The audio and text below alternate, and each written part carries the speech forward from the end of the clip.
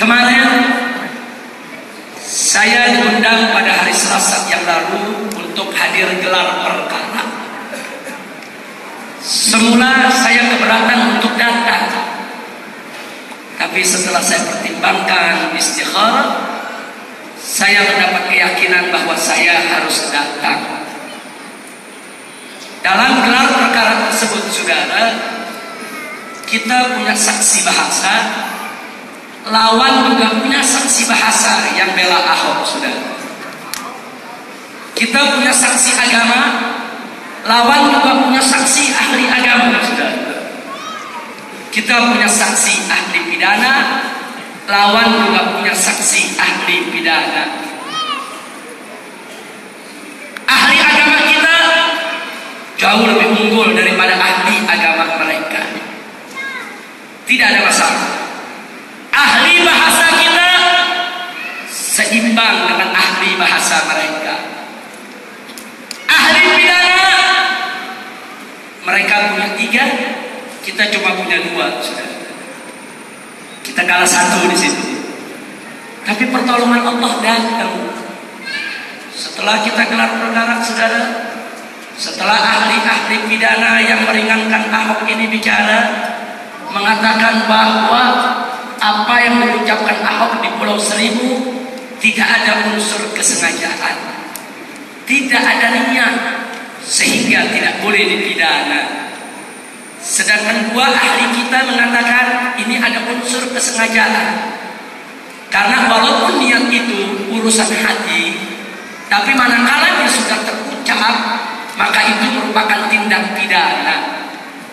Singkat cerita, begitu saya dengar itu keterangan semua, kemudian pada saat itu last minute sebelum gelar perkara ditutup, sudah dengan izin Allah saya sampaikan kepada pimpinan sidang. Pimpinan sidangnya adalah Kabareskrim Mabes Polri, sudah, itu Jenderal Aridono. Saya katakan kepada pimpinan sidang, tolong diperhatikan baik-baik, minta reskrim untuk tidak menyembunyikan alat bukti. Kenapa ahli pidana yang ada di hadapan saya ini mengatakan tidak punya niat? Sebab saya yakin karena mereka hanya dipertontonkan pidato Ahok yang di Pulau Seribu. Sedangkan kami dari FPI sudah menyerahkan bukti-bukti lain. Satu, ada buku yang ditulis oleh Ahok dengan judul Berubah Indonesia. Di tahun 2009 dia sudah hina itu surat Al-Maidah ayat 51. 2, jauh sebelum di Pulau Seribu kita punya rekaman pada acara salah satu partai pendukungnya, saudara. Sekali lagi dia hina itu surat Al-Maidah ayat 51. 3, rekaman di Pulau Seribu yang ditonton oleh para ahli pidana mereka, saudara. 4, saudara, di tanggal 7 Oktober tatkala Ahok itu wawancara di televisi, sekali lagi saudara dia jelaskan apa dia katakan. Ya, saya memang mengatakan begitu di Pulau Seribu, cuman maksud saya yang pakai surat Al-Maidah itu kaum rasis dan pengecut. Saya tidak bicara soal rasis dan pengecutnya. Berarti dia sengaja, berarti dia tahu, dia niat untuk mengucapkan. Kita sampaikan, saudara, mestinya sebagai reskrim Mabes Polri itu film disetel semua, suruh ahli pidana dia, karena ini merupakan rangkaian cerita yang gak boleh dipilah-pilah. Kalau rangkaian cerita ini dijadikan satu, semua akan yakin bahwa Ahok mengucapkannya dengan niat, unsur kesengajaan, sistematis, bahkan sejak tahun 2009. Suasana hening, sudah. Karena itu saya minta kepada pimpinan sidang saat ini putar itu film semua, tunjukkan kepada para ahli pidana. Apa mereka masih tetap dengan pendapat mereka atau mereka berubah? Semua hening, sudah. Kemudian pimpinan sidang mengatakan, Habib Rizik, ini kalau kita putar lagi, periksa lagi, kapan selesai ini urusan? Saya bilang enggak, ini penting. Sebab ini bisa merubah pendapat seseorang. Subhanallah, tanpa diputar saudara. Mereka punya saksi 3. Yang satu mengatakan pimpinan sidang, Habib Rizik tadi benar.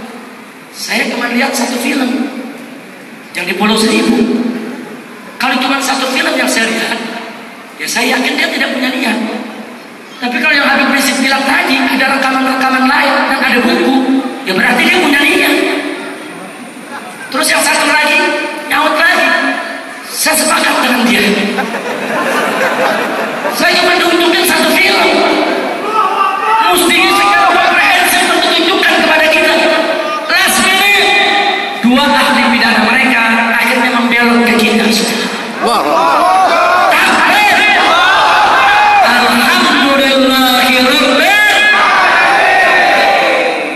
Maka itu setelah itu saudara kan kepada pimpinan sidang kan mereka sudah ikut kita. Mereka sudah tarik pernyataan. Karena itu berdasarkan pertemuan hari ini, Mabes Polri tidak punya celah lagi, kecuali setelah selesai dengan perkara ini, Anda harus menyatakan kalau Ahok itu sebagai tersangka dan harus segera ditahan. Tidak boleh tidak ditahan. Kenapa harus ditahan, saudara? 1, karena Ahok berpotensi untuk melarikan diri. Walaupun sudah dicekal oleh Mabes Polri, saudara, dia punya potensi untuk melarikan diri kapan saja.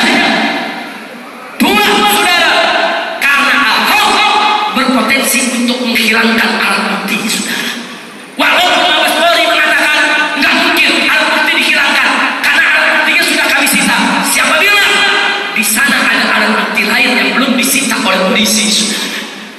Di antaranya, saudara, bahwa film asli daripada di Pulau Seribu, saudara, itu disiarkan, diupload ke YouTube secara resmi oleh situs resmi Pemda DKI yang masih ada di bawah wewenangnya. Berarti tiap saat dia bisa mengedit, dia bisa mengubah, dan dia bisa menghilangkan, saudara. Dan yang ketiga, saudara, Ahok berpotensi untuk mengulangi perbuatannya lagi. Loh, dari mana? Saya katakan dia arogan, dia preman. Siapa bisa jamin kalau dia nggak ulangi penghinaan itu terhadap Islam?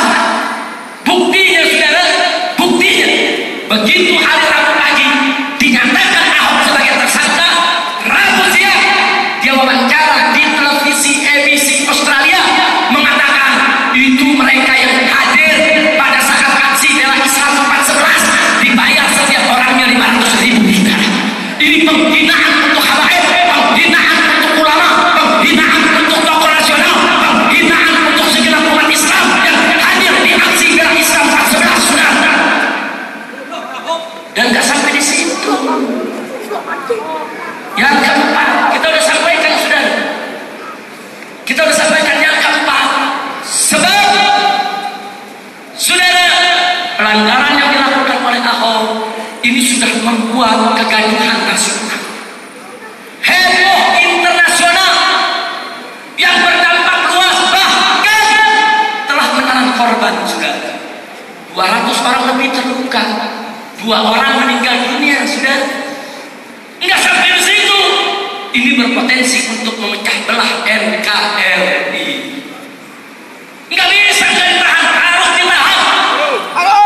Dan yang kelima, saudara, ini yang perlu Anda catat. Yang kelima, sepanjang sejarah penegakan hukum di Indonesia, setiap orang yang sudah dinyatakan tersangka terkait pasal 156A KUHP, tidak ada yang tidak ditahan.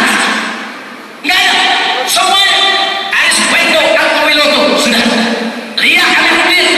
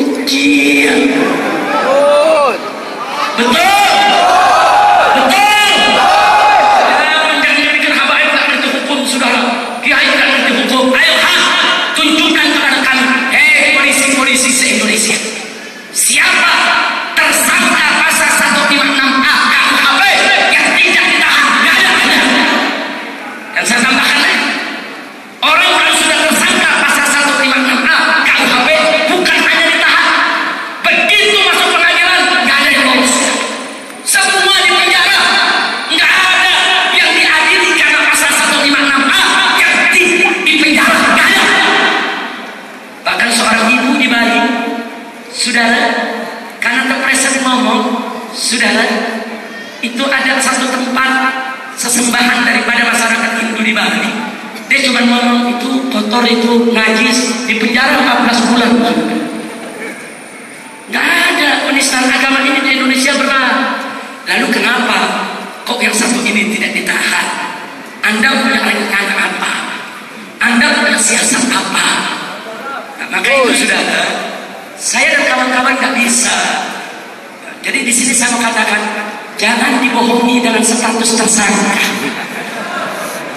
Jangan dibohongi dengan status